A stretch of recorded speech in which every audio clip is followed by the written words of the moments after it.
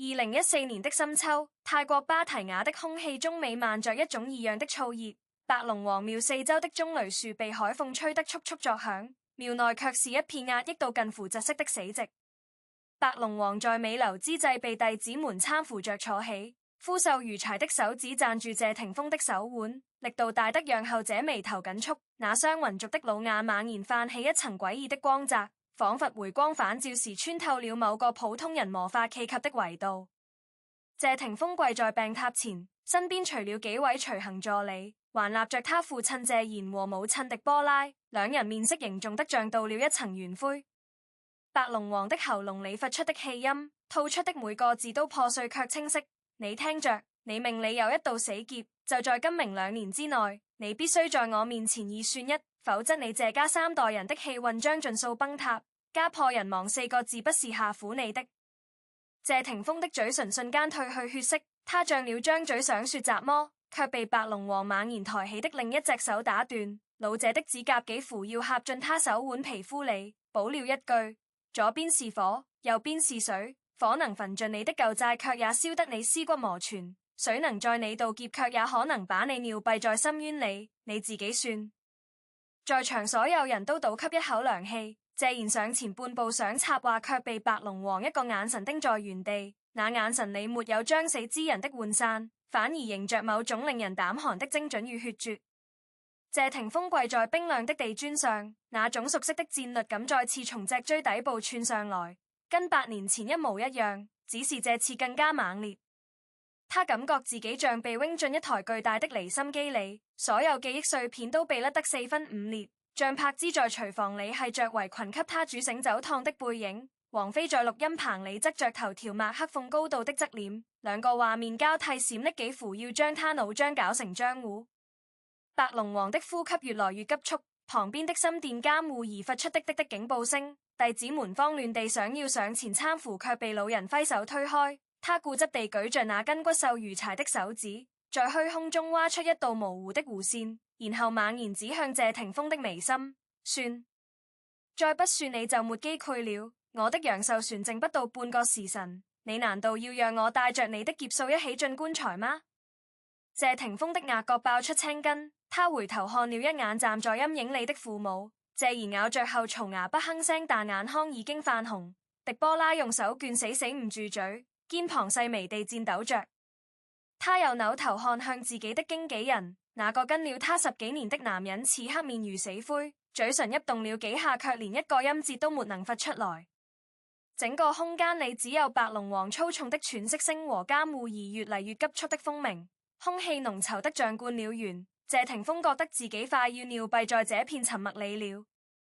他閉上眼睛，腦海裡自動浮現出那兩張截然不同的面孔。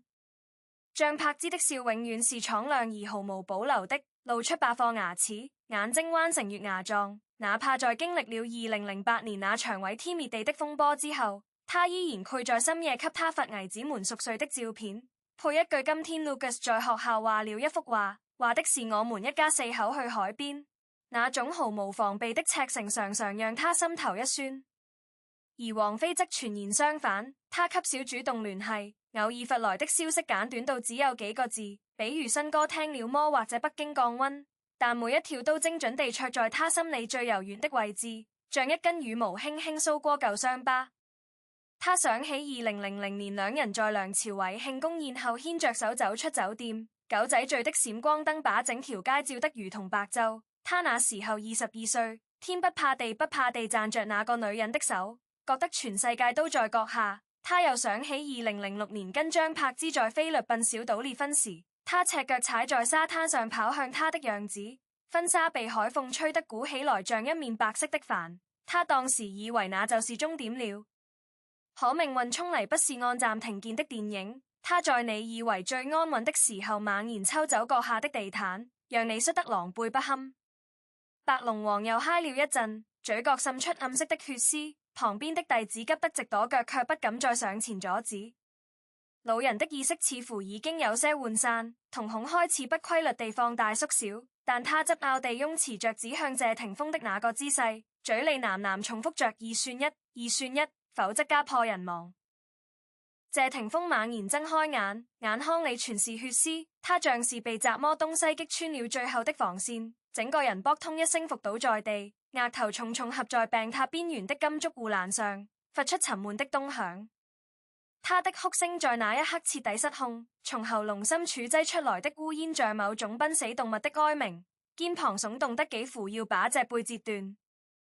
謝賢終於忍不住上前一步，想要拉起危子，卻被迪波拉挾住了胳膊。他紅着眼眶搖了搖頭，嘴唇磨聲地說了句讓他自己來。謝霆鋒哭到滾身退力，手指在地磚上勾刮出刺耳的聲響。監護儀的蜂鳴聲在他耳朵裏放大成某種末日審判的號角，他覺得自己仿佛站在一座搖搖欲墜的獨木橋上，橋下是萬丈深淵，而身後兩股力量正在拼命拉扯他的左右手臂，每一寸肌肉都瀕臨撕裂。那些塵封的往事像走馬燈般在他緊閉的眼簾內則瘋狂閃落。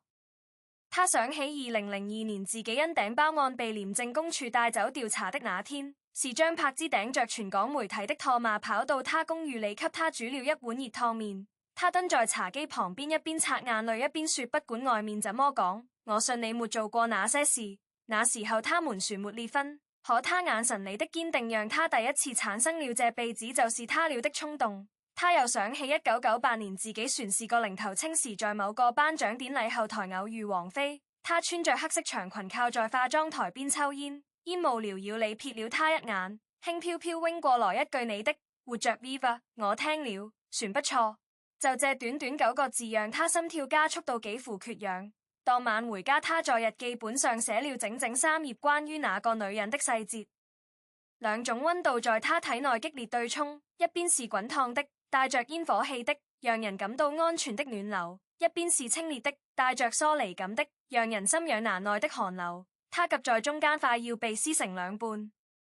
白龍王的眼皮開始往下沉，手指也衝半空中緩緩垂落。旁邊的心電監護儀發出拉長的一聲笛響，弟子們驚呼着想要進行急救。就在那個瞬間，謝霆鋒猛地抬起頭來，滿臉淚痕在昏暗燈光下泛着狼狽的水光。他用盡全身力氣喊出了一個名字，那個名字從被眼淚浸泡得腫脹的喉嚨裡擠出來時已經有些變調，但全場每個人都聽得清清楚楚。柏芝。喊出這兩個字的同時，他整個人像被抽走了所有支撐的骨架般癱軟下去，額頭再次砸在地磚上。這次他沒有再動彈，只是趴在那裡磨聲地抽泣着，後背的 T 恤被冷汗浸透緊貼着脊椎，勾勒出一條嶙峋的弧線。而幾乎就在同一秒，白龍王的手指徹底垂下，嘴角卻浮起一絲難以觸摸的弧度。監護儀的直線音在房間裡尖銳地回響，宣告着一個時代的終裂。謝賢和迪波拉衝上來攙扶危子，謝霆鋒卻固執地甩開父母的手，跪在原地對着白龍王漸漸失去溫度的遺體重重合了3個頭，額頭撞出淤青也渾然不覺。消息像長了翅膀般飛越重洋，在香港娛樂圈炸出驚天巨浪，各路記者蜂擁至白龍王廟外圍試圖挖掘更多納幕，但謝霆鋒團聚佛報了一份簡短聲明，近確認霆鋒在泰國送白龍王最後一程，期間確有私人談話，細節不便透露。然而越是這樣含混的措辭，越激起公眾的窺探欲。第二天就有自稱妙納雜工的匿名賬號在論壇上發帖，繪聲繪色地描述了謝霆鋒跪地哭喊張柏芝名字的全部細節。帖子在半小時內被轉發上萬次。張柏芝當時正在上海的家裡給 Quintus 輔導功課，手機突然被各種推送消息塞滿，他挖開屏幕看到那些加粗的標題時愣住了，手裡的鉛筆啪嗒掉在地板上。他盯着那些文字反覆看了3遍，每個字都認識，但組合在一起卻讓他產生了一種強烈的不真實感。那個在神佛面前哭着喊出他名字的男人，明明在幾個月前船跟他為了孩子探視時間的問題在律師樓裡冷臉相對，怎麼忽然就成了生死關頭唯一抓住的救命稻草？他站起來走到窗邊，望着外面灰蒙蒙的上海天際線，手指無意識地摳着窗框上的漆皮，眼淚毫無預兆地衝出來，成串成串砸在窗台上，煎開細碎的水花。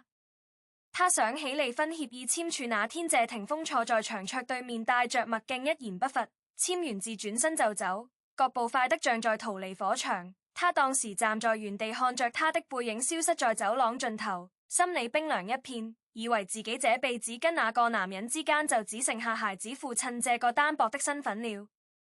可此刻這份來自異國臨終病榻前的呼喊，忽然把所有被刻意冰封的情緒又攪動起來。他不知道這算遺憾船是僥倖，也不知道白龍王那句家破人亡的警告到底意味着什麼。他只知道那個男人在最恐懼最絕望的時刻下意識選擇的是他的名字。這個認知像一杯烈酒灌進胸腔，燒得他五臟六腑都在沸燙。他後來在電話裏跟經紀人說起此事時，聲音全是哽咽的。經紀人小心翼翼地問他要不要主動聯繫一下謝霆鋒。他沉默了很久才說了一句，他算的是2年前的我，不是現在的我。然後掛斷電話，把自己關在臥室裏哭了整整一個下午。而遠在香港的謝霆鋒在料理完白龍王的喪事後，直接把自己關進了淺水灣的公寓裏，手機調成飛行模式，誰的電話都不接。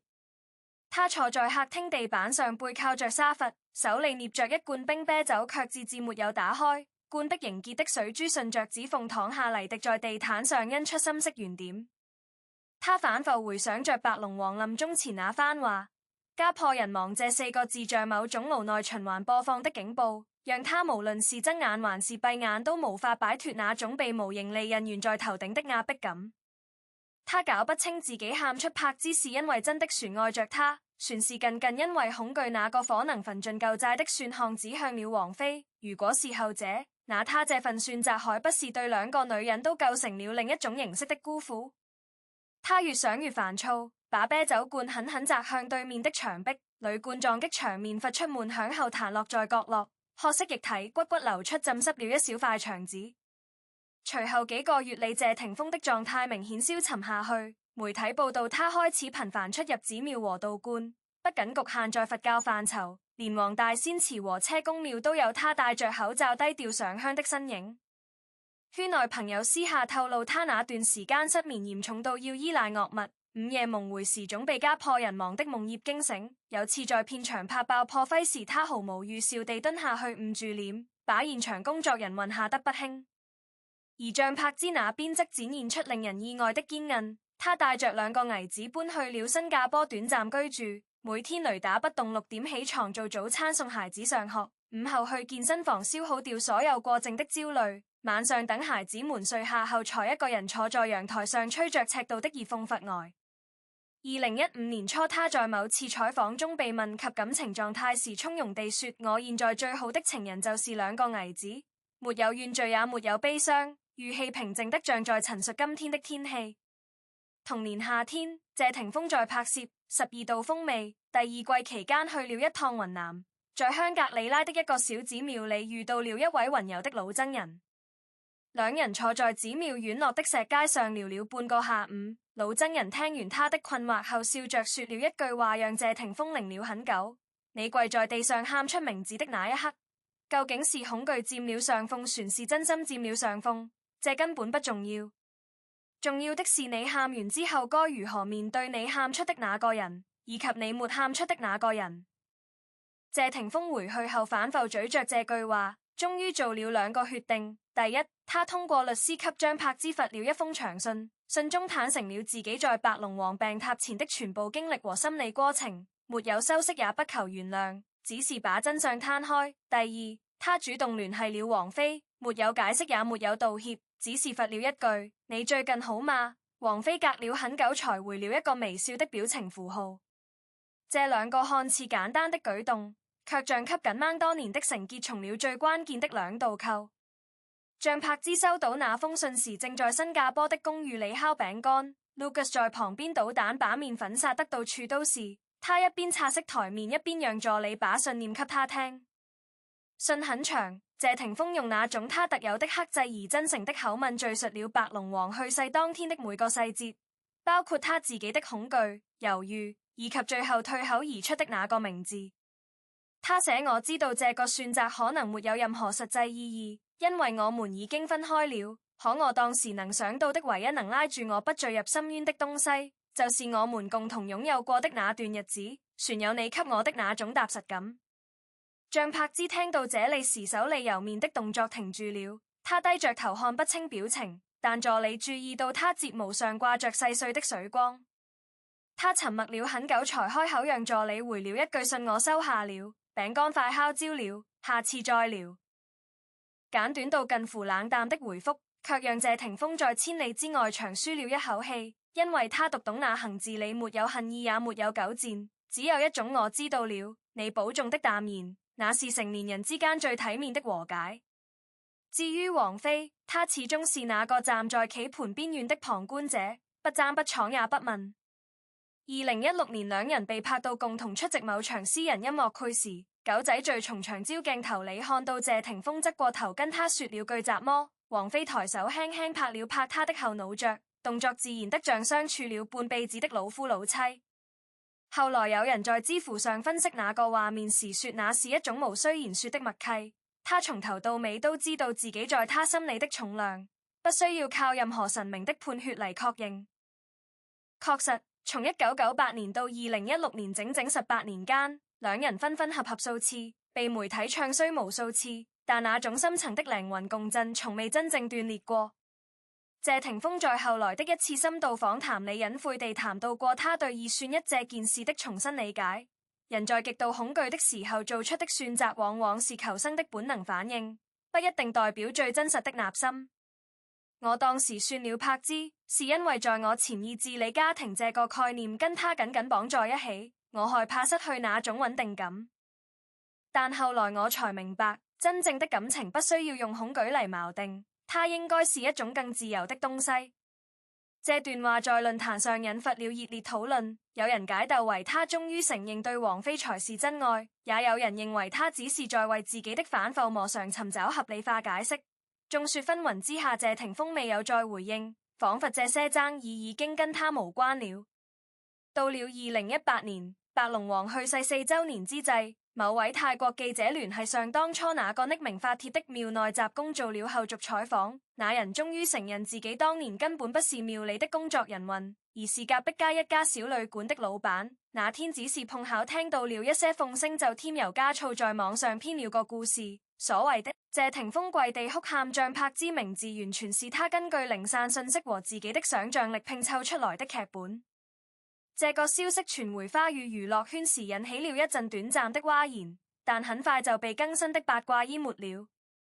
更具揮劇性的是，2020年有粉絲在整理白龍王生前的講座音頻時，發現了一段從未公開的錄音。老者在某次講經中談及二選一話題時，明確說過：我從來不會替任何人做選擇，那是他自己的功課，我只是把後果告訴他而已。至於他最後選了誰喊了誰，那都是他自己的事。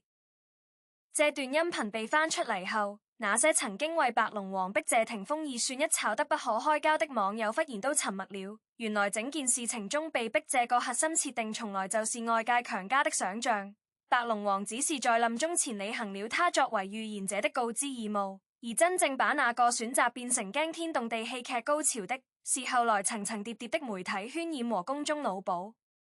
時光流轉到2026年，謝霆鋒在北京的廚房裏錄製新一季美食節目時，偶爾佢哼起王菲的老歌，彈幕裏年輕一代的觀眾已經不太清楚兩人之間的完整故事了，只偶爾有老粉飄過一句爺青回。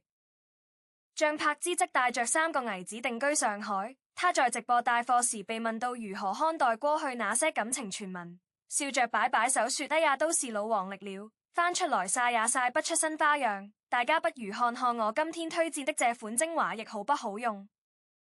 那種輕描淡寫的態度讓新粉們很難將他與10幾年前那個在鏡頭前哭到妝容花掉的女人聯繫起來。而王菲依然保持着她的神秘節奏，偶爾發一首新歌讓全網討論3天3夜，然後再次銷聲匿跡，仿佛那些塵世間的愛恨真癡從未真正在她身上留下過痕跡。回頭看整件事，最荒誕的部分其實是那個被全網傳頌的臨終逼算場景，經過層層加工之後，已經跟原始事實之間隔了無數道信息濾鏡。白龍王是否真的用家破人亡來要挾謝霆鋒？謝霆鋒是否真的當眾哭喊出張柏芝的名字？現場到底有哪些人在場見證？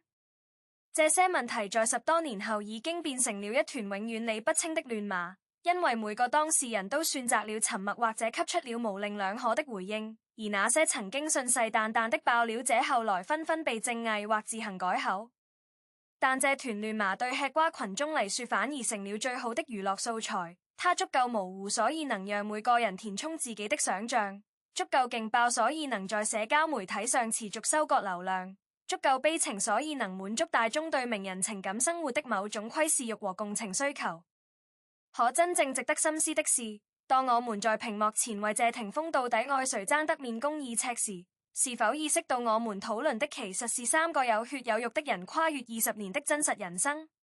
他們在鏡頭之外的時光裡承受過的那些失眠、焦慮、自我懷疑和深夜痛哭，是我們用再多的段子和表情包都無法消解的。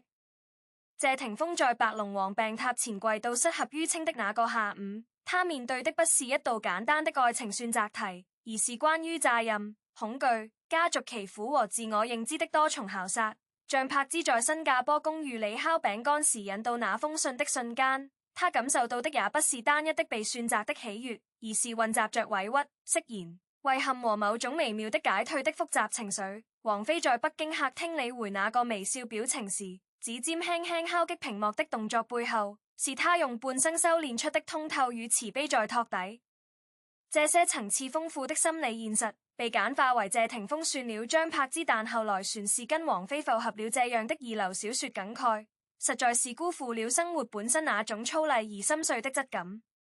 更值得警惕的是，整個事件中白龍王這個符號被濫用的程度。一位德高望重的宗教人物，在臨終之際對信徒的私人告誡，被洩露、被扭曲、被編排成一場滿足大眾獵奇心理的真人秀。白龍王若在天有靈，看到自己畢生修行的名號被用來炒作二算一家破人亡這樣的狗血標籤，恐怕那嘴角的弧度裡除了悲憫還倍多幾分無奈的苦笑。宗教和玄學本應引導人向內觀照，尋找內心的定力，卻被消費主義時代的娛樂邏輯改寫成向外索求、依賴外力的捷徑。這種本末倒置在每一輪大師預測神諭指定的熱手狂歡中反覆上演，而謝霆鋒們的經歷恰恰提供了一個反例。他跪了也哭了也喊了，但最終拯救他走出迷茫的，不是白龍王的任何一句讖語，而是他在雲南寺廟石階上與那位魔名老僧的間聊，是自己深夜獨處時反覆咀嚼的痛苦思考，是跟像柏芝那封坦誠長信的和解，是與王菲之間無需多言的靈魂默契。這些才是真正有效的東西，這些才是一個成年人面對命運岔路時應該握住的拐杖，而不是某個神明代言人嘴裡一句恐嚇式的預言。所以當我們在2026年夏天再次翻出這段陳年舊事時，不妨換一種觀看方式，別急着站罪，別急着審判，別急着把某個人物釘在道德或情感的十字架上。試着把每一個當事人都當作一個正在經歷痛苦成長的同類，理解謝霆鋒當年的恐懼是人之常情，理解像柏芝的眼淚是真實的受傷，理解王菲的疏離是一種自我保護，也理解媒體放大細節的本能和公眾追逐熱度的衝動。當我們用這種帶着體溫的視覺去回顧時，會發現那些曾經被貼上渣傻酷等扁平標籤的人物，忽然都有了立體而複雜的輪廓。他們在命運洪流中掙扎搏騰的樣子，跟我們自己在愛情裡患得患失，在婚姻裡疲憊不堪，在分手後反覆糾結的樣子，其實並沒有本質勾別。名人效應只是把普通人的情感困境放大了一個量級，放到了聚光燈下展示。但納下那些惶恐、猶豫、後悔與釋然，家家有本難念的經，誰也別說誰更高級或更不堪。最後讓我以一段理性而溫和的總列來列出這場漫長的回顧。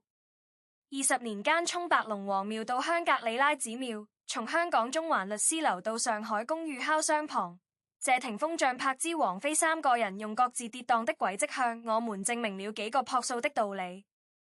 第一，任何基於恐懼做出的重大決定都需要事後用更多的勇氣去修正，因為恐懼指向的是生存而非幸福。他讓你選擇安全的選項，卻未必選擇正確的選項。謝霆鋒在病榻前喊出柏芝是恐懼扭動的求生本能，而他後來用整整數年時間才慢慢釐清恐懼與真愛的邊界。這個過程雖然痛苦，但不可或缺。